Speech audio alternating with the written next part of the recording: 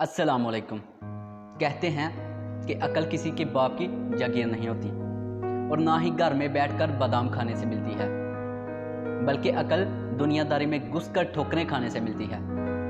आज मैं आपके सामने ये मोटिवेशनल वीडियो लेकर इसलिए नहीं आया कि मुझे वीडियो बनाने का शौक़ है या मैं कोई बहुत बड़ा मोटिवेशनल स्पीकर हूँ, बल्कि मैं इसलिए आपके सामने आया हूँ क्योंकि मैं इन सभी स्टेप से गुजरकर यहाँ तक पहुँच चुका हूँ।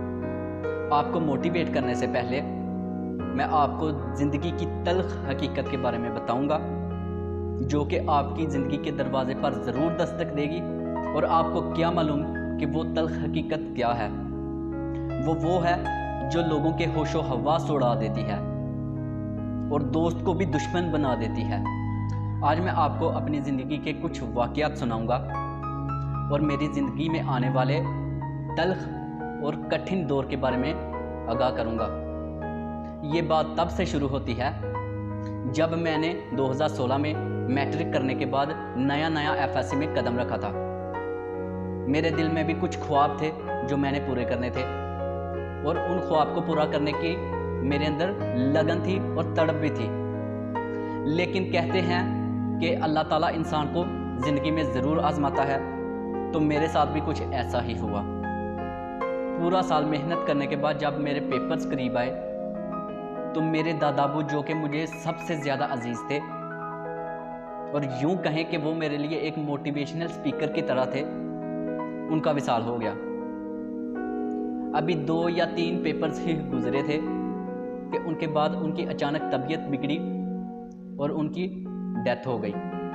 उनकी विसाल का मेरे ऊपर ऐसा असर हुआ जैसे मेरे ऊपर कोई बिजली गिर गई हो। अब दुख तो कुछ दिनों या कुछ महीनों का होता है, उसके बाद अल्लाह ताला सब्र दे ही देता है। अब वो दुख तो ख़त्म हो चुका था, लेकिन अब परेशानी थी रिज़ल्ट की। और जब मेरा रिज़ल्ट आया तो मेरे 295 मार्क्स आए, जो कि बहुत ही कम थे। चलें, जो कुछ हुआ उसके बाद घर वालों ने मुझे कहा कि अब नेक्स्ट क्लास में मेहनत करना।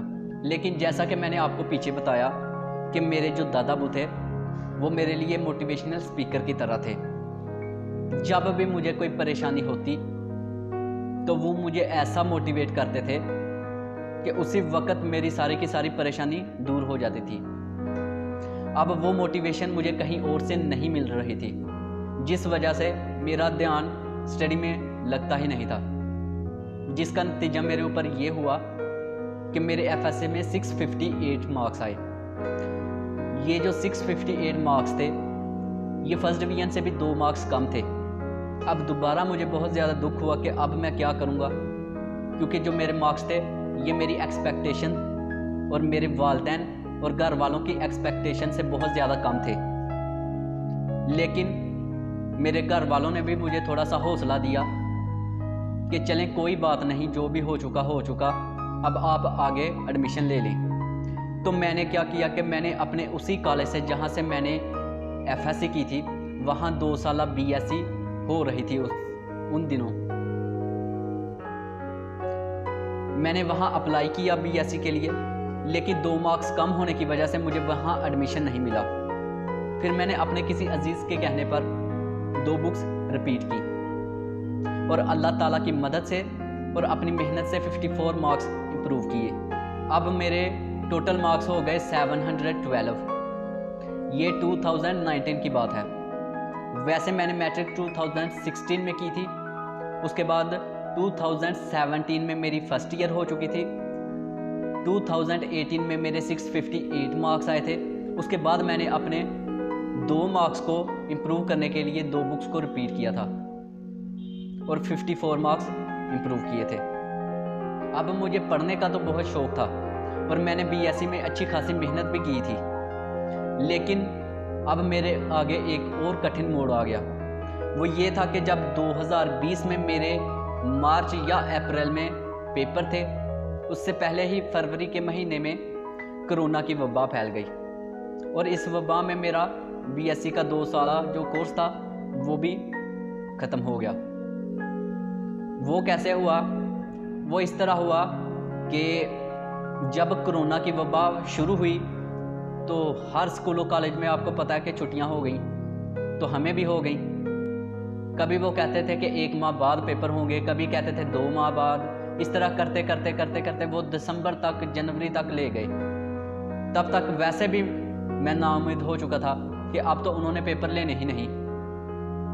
फिर मेरे घर वालों ने मुझे मशवरा दिया और कुछ रिश्तेदारों ने भी मुझे मशवरा दिया कि अब आप ऐसा करें कि आर्मी को ज्वाइन करें।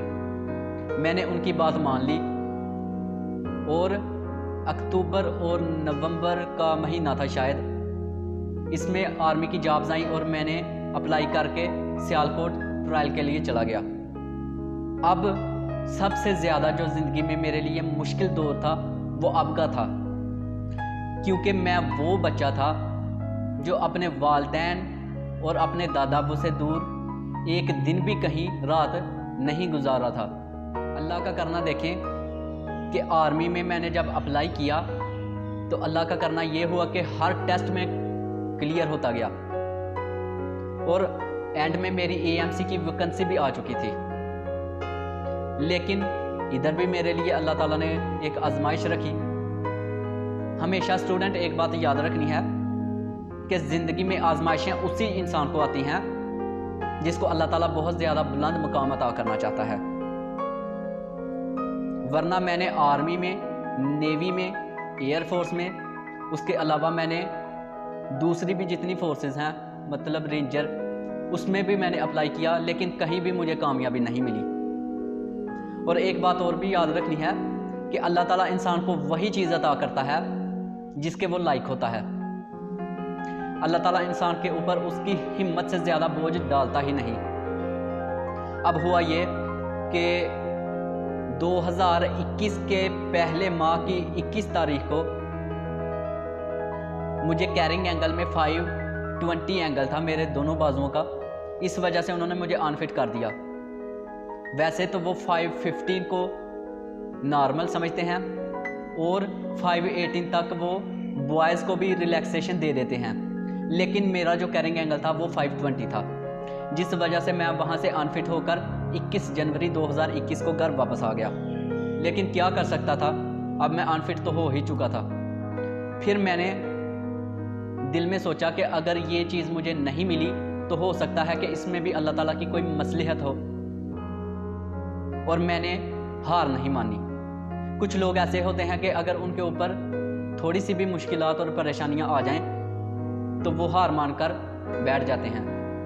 स्टूडेंट, कभी भी आपने ऐसा नहीं करना, क्योंकि इंसान जब तक कोशिश करता जाता है अल्लाह ताला उसकी किस्मत को और बुलंद मकाम अता करता जाता है। जब इंसान मेहनत करना छोड़ देता है या किसी मुश्किलात की वजह से घबरा जाता है तो वो वहीं रुक जाता है, उसकी कामयाबी के दरवाजे भी वहीं बंद हो जाते हैं।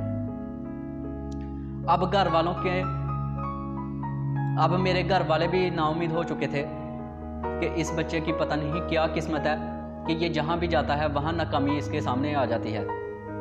लेकिन मेरे इरादे पुख्ता थे। फिर मैंने दोबारा अप्लाई किया BS बायोकेमिस्ट्री में, अपने ही इलाके में किसी और कॉलेज में अप्लाई किया और अल्लाह ताला के करम से मैं वहाँ सिलेक्ट हो गया और आज मैं BS बायोकेमिस्ट्री कर रहा हूँ और आपके सामने मोटिवेशनल स्पीकर बनकर बैठा हुआ हूँ। इस सारे वाक़या से आपको ये सबक मिलता है कि इंसान को कभी भी नाकामियों से नहीं डरना चाहिए, क्योंकि कामयाब वही शख्स है जो नाकामी की आंखों में आंखें डालकर ज़िंदगी गुजारे। उम्मीद है कि आज की जो वीडियो है इससे आपको कुछ ना कुछ मोटिवेशन ज़रूर मिली होगी, और मैंने ये जो कोशिश आपके सामने की है आपको मोटिवेट करने की, वो आपको ज़रूर पसंद आई होगी। अगर आपको ये वीडियो अच्छी लगी तो इसको लाइक करें, शेयर करें और मेरे चैनल को सब्सक्राइब करें, ताकि आने वाली हर वीडियो की नोटिफिकेशन आप तक आसानी से पहुंच सके। अब मुझे दीजिए आप इजाज़त। अल्लाह हाफिज़।